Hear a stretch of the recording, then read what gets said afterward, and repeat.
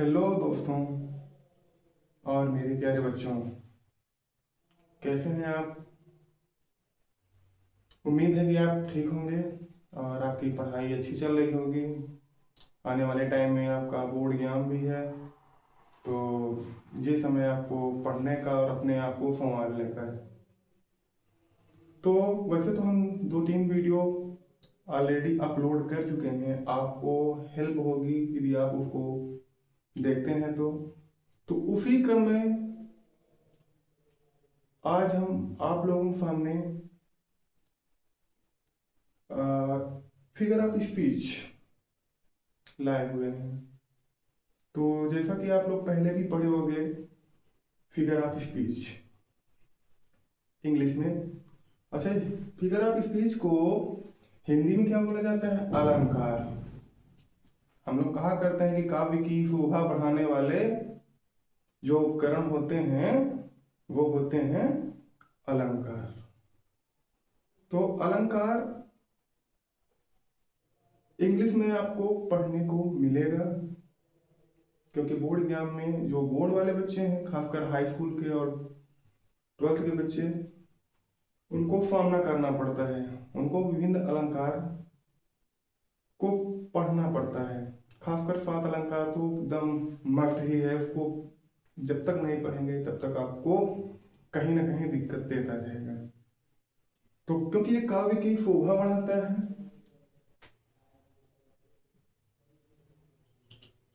काव्य की शोभा बढ़ाता है और काव्य की शोभा बढ़ाने वाले ये उपकरण होते हैं, इसलिए जरूरी हो जाता है कि इनको हम समझें। तो आज उसी क्रम में हम आपको 2 अलंकार आपके सामने प्रस्तुत कर रहे हैं, जिसमें एक है सिमिली, दूसरा है मेटाफर। बच्चों, सिमिली को हिंदी में क्या बोला जाता है? उपमा अलंकार। तो वहीं पर मेटाफर को रूपक अलंकार बोला जाता है। देखिए, आपको डिफिनीशन यहाँ पे देखने को मिल जाएगी। दोनों की डिफिनीशन यहाँ पे लिखी हुई है और उसके एग्जाम्पल भी नीचे दिए गए हैं। तो आइए समझते हैं कि क्या है दोनों की डिफिनीशन, किस तरह के एग्जाम्पल की बात की जा रही है। तो देखिए, यहाँ पे लिखा हुआ है कि simile is a figure of speech that compares to unlike things using the words like or as. तो जहां पर अगर हम सिमिली की बात करते हैं तो ये कह रहा है कि एक फिगर ऑफ स्पीच होता है, मतलब यह एक अलंकार होता है। ठीक है, फिर क्या बोलता है कि that compares to unlike things. ये कंपेयर करता है। कंपेयर करने का मतलब है तुलना करना। तो तुलना किसकी करता है? कह रहा है कि टू अनलाइक थिंग्स, यानी 2 वस्तुएं जो समान नहीं है, लाइक नहीं है, बल्कि अनलाइक है। तो 2 अनलाइक वस्तुओं को ये कंपेयर करता है, यानी तुलना करता है। और उस तुलना के लिए बताया गया यूजिंग द वर्ड्स शब्द इस्तेमाल किए जाते हैं। कौन कौन से? Like or as. तो प्यारे दोस्तों और प्यारे बच्चों, इतना तो क्लियर हो गया होगा कि कंपैरिजन जब होता है तो 2 शब्द का इस्तेमाल किया जाता है। इसको आपको भली भांति समझना है। देखिए, इनके कुछ एग्जाम्पल्स हैं। तो पहले एग्जाम्पल को हम देखते हैं। लिखा है his tongue is sharper as a sword. मतलब यहाँ पे टंग की बात की गई है। टंग मतलब आपकी जीवा। तो जो टंग है उसको बताया क्या गया है? Sharper as a sword. क्या कहा गया है कि जैसे स्वॉर्ड शार्पर नहीं होती है, जैसे स्वॉर्ड यानी जो तलवार होती है एकदम देखिए तो एकदम नुकीली होती है। तो यहाँ पे जीव की तुलना किससे की गई है? स्वॉर्ड से। दूसरी वस्तु यहाँ पे कौन है? स्वॉर्ड है। और एक वस्तु है टंग, जीव। तो जीव की तुलना स्वॉर्ड से की गई है और उसी की तरह बताया गया है।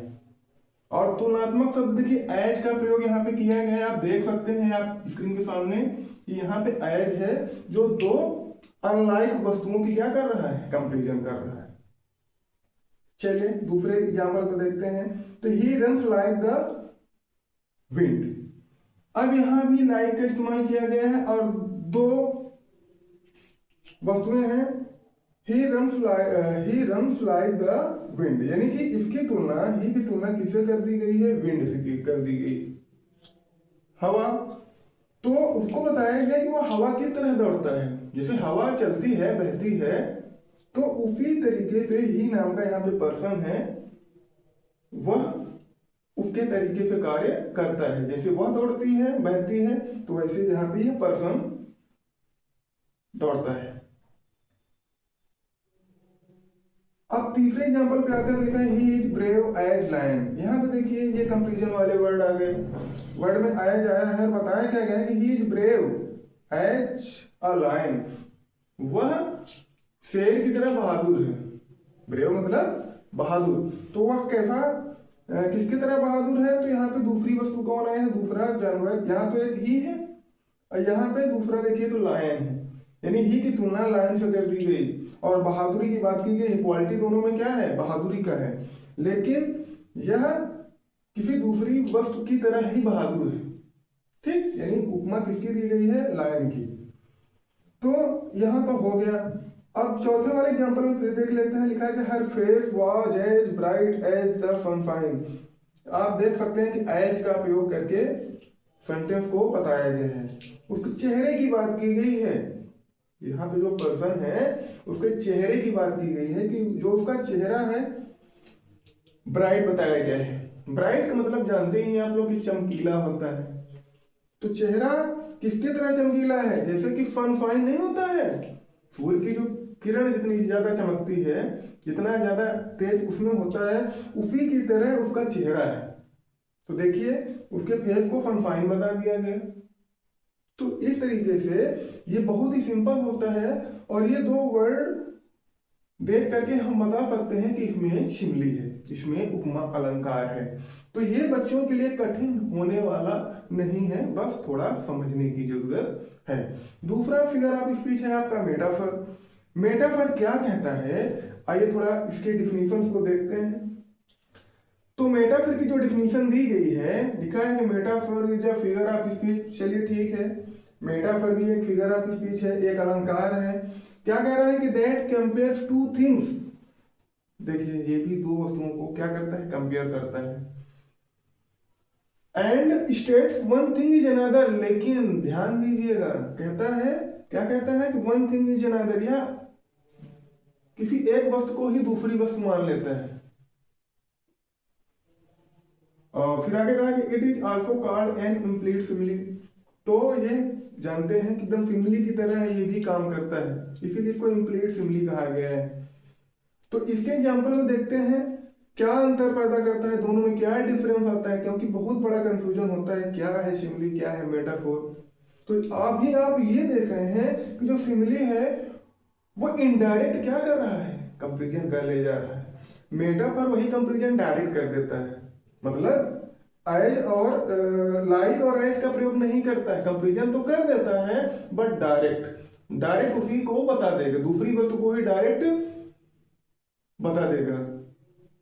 कैसे, कह रहा कि the camel is the ship of desert. अब देखिए यहाँ पे नो कंपेरिजन किया ही नहीं गया है, डायरेक्ट उसको बता दिया गया है कि फीप ऑफ डिजर्ट है, यानी यहाँ पे जो ऊंट है वो फीप ऑफ डिजर्ट है, डायरेक्ट बोला गया है, इन शब्दों का इस्तेमाल नहीं किया गया है, इसीलिए इसको इम्प्लीट सिमिली बोला गया है कि कंपेरिजन हो रहा है बट डायरेक्ट। कहा गया कि योर आईज आर स्टार्स। अब बताइए यहाँ पे योर आईज लिखा हुआ है और उसको आंखों को कैसे बता दिया गया, स्टार्स बता दिया गया। ये नहीं कहा गया कि your eyes are as stars, तो एज नहीं लगाया गया है, यहाँ पे सीधा कंपेरिजन है कि आपकी आंखें एकदम तारों की तरह है। आपकी आंखें तारों की तरह नहीं, बल्कि आपकी आंखें क्या है, तारे हैं। अगर तरह बताता तब तो ठीक है, सिमिली होती, बट बता दिया कि आपकी आंखें क्या है, तारे हैं। तीसरा एग्जांपल देखते हैं, टाइम इज मनी। बताइए टाइम को मनी बता दिया गया, टाइम क्या है, मनी है, सीधे सीधे बता दिया गया, कोई कंपेरिजन भी नहीं किया गया, टाइम ही पैसा है, ये बताया गया कि समय ही पैसा है। और लास्ट वाले एग्जांपल में हम देखते हैं कि the snow is a white blanket. यहाँ पे बर्फ की बात की गई है, स्नो की बात की गई है और उसे व्हाइट ब्लैंकेट बता दिया गया है, वो भी डायरेक्ट कि जो बर्फ है व्हाइट ब्लैंकेट है, सफेद चादर है, सॉरी सफेद क्या है, ब्लैंकेट यानी कंबल है। तो जो बर्फ है उसको सफेद कंबल बताया गया है, वो भी डायरेक्ट बताया गया है। तो अब आपके दिमाग में एक आइडिया आ गई होगी कि सिमिली क्या करता है, कंपैरिजन करता है, मेटाफर क्या करता है, कंपैरिजन करता है। ठीक, ये इनडायरेक्ट करता है और ये कैसे करता है, डायरेक्ट कर देता है। ये दो शब्द लगा के करता है, लाइक और एड, वो शब्द भी नहीं लगाता है। अंतर तो पता हो गया होगा, जैसा कि हमने बताया कि ये इनडायरेक्ट कंपैरिजन और वो डायरेक्ट, ये शब्द का इस्तेमाल करता है वो नहीं करता है और सीधे ही पहली वस्तु को दूसरी वस्तु मान लेता है। तो मेरे प्यारे दोस्तों और साथी बच्चों, संभवतः आपको आज सिमिली और मेटाफर का ये वीडियो अच्छा लगा होगा और आपके समझ में भी आया होगा। तो इस वीडियो को आप समझिएगा, एनालिसिस करिएगा और साथ ही इस वीडियो को अपने अन्य मित्रों तक पहुंचाने में मदद करिएगा, क्योंकि ये आपके लिए ही कारगर है और आपके मित्रों के लिए भी कारगर होगी। तो पढ़ते रहिए और अपने आप को मजबूत करिए। आज का वीडियो देखने के लिए आप सभी मित्रों एवं मेरे प्यारे बच्चों को बहुत बहुत धन्यवाद।